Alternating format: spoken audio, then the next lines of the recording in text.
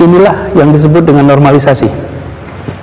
Dibangun beton, air dialirkan secepat mungkin sampai ke laut. Dalam waktu berikutnya, ini masih lokasi yang sama, dibangun ekosistem sungai. Kalau seandainya orang Jakarta percaya Pak Anies jadi gubernur pun, saya berani jamin kok dia akan lakukan normalisasi yang sama seperti saya lakukan, kok nggak usah bohong lah. Kalau dia jadi gubernur nggak mau lakukan normalisasi, tetap akan banjir. Jadi kalau dia mau menghindari banjir itu ya, pasti lakukan sama seperti yang saya lakukan.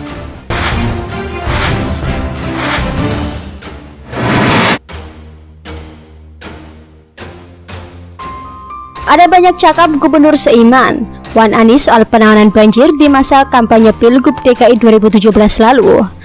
Mulai dari mengatakan air hujan harusnya dimasukkan ke tanah, bukan dialirkan melalui gorong-gorong ke laut, karena itu melanggar sunatullah, hingga naturalisasi sungai. Nah, ternyata konsep naturalisasi sungai ini berbeda dengan normalisasi sungai ala Ahok dulu. Kalau normalisasi sungai melakukan pelebaran sungai dengan merelokasi warga di sekitar sungai tersebut ke rusun-rusun, supaya air yang mengalir di sungai tersebut lebih cepat sampai ke laut. Tidak terjadi longsor, serta tidak direklamasi lagi oleh warga, maka dilakukanlah betonisasi. Sedangkan kalau naturalisasi sungai, menurut anggota TGUPP DKI Muslim Muin adalah penangkapan air hujan. Air hujan ditampung di rumah-rumah warga, bisa di taman dan lain-lain, sehingga tidak sampai pergi keluar rumah. Inilah yang disebut dengan normalisasi. Dibangun beton, air dialirkan secepat mungkin sampai ke laut. Dalam waktu berikutnya, ini masih lokasi yang sama, dibangun ekosistem sungai. Lantas, kalau intervensinya di rumah saja, apa hubungannya dengan sungai? Sesuai dengan kata aslinya, naturalisasi. Sungai dibiarkan tetap natural apa adanya. Begitupun dengan warga yang tinggal di bantaran kali juga dibiarkan tetap tinggal di sana. Ya, kurang lebih seperti itu konsep naturalisasi sungai, dengan tidak melakukan apa-apa terhadap sungai, tidak membetonnya, tidak melebarkannya juga.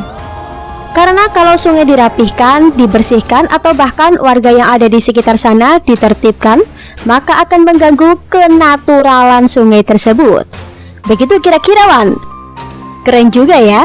Tidak melakukan apa-apa terhadap objek program bisa menjadi program itu sendiri, dan program unggulan pula.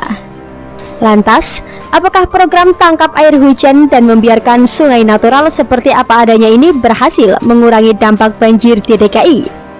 Tidak sama sekali, Ferguso. Pasca naturalisasi sungai dijalankan, banjir di DKI Jakarta tetap saja ada. Bahkan ada warga DKI yang mengatakan bahwa selama 7 tahun terakhir, banjir paling parah terjadi pada 2019 lalu, di mana naturalisasi sungai lagi getol-getolnya dijalankan kala itu. Artinya apa? Menangani masalah banjir itu tidak semudah kata-kata.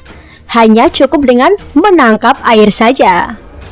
Ya, kalau hujannya gerimis kecil, mungkin airnya yang jatuh ke rumah dan pekarangan gak akan mengalir keluar. Tapi kalau rintik hujan yang turun sebesar bola kasti dan terjadi semalaman suntuk, daya tampung rumah dan pekarangan juga akan overload. Meskipun di rumah itu sudah ada lubang resapan biopori, tetap saja air akan mengalir keluar juga. Dan yang dilakukan oleh Anies selain waktu itu pun bertentangan dengan konsep pencegahan banjir ini, yakni dia malah asyik menebangi pohon yang ada di kawasan Monas. Konon katanya sih untuk arena balapan bule-bule luar negeri. Tapi berhubung adanya pandemi COVID-19 ini, uang komitmen 560 miliar rupiah sudah dibayarkan, ratusan pohon sudah ditebangi, balapan mobil kursi tunggal yang menggunakan energi listrik itu nggak jadi digelar. Lantas apa kesudahan dari naturalisasi sungai ini? Ujung-ujungnya tetap saja membongkar rumah-rumah warga yang berada di bantaran kali sungai. Seperti yang dikatakan oleh Ahok dahulu, bahwa Anies suatu saat juga akan mengikuti jejaknya. Kalau seandainya orang Jakarta percaya Pak Anies jadi gubernur pun, saya berani jamin kok dia akan lakukan normalisasi yang sama seperti saya lakukan, kok nggak usah bohong lah. Kalau dia jadi gubernur nggak mau lakukan normalisasi, tetap akan banjir. Jadi kalau dia mau menghindari banjir itu ya, pasti lakukan sama seperti yang saya lakukan. Langkah Pemprov DKI akan melakukan penggusuran ini disampaikan langsung oleh Wagub DKI Jakarta Ahmad Riza Patria. Anies mana berani mengatakan seperti itu. Yang mana menurut kader Gerindra itu, pembongkaran dilakukan agar peristiwa rumah warga longsor yang terjadi di Ciganjur DKI tidak terulang lagi. Kita akan menertibkan, mohon maaf, perumahan yang melanggar ketentuan yang dapat menyebabkan banjir seperti kemarin di Ciganjur.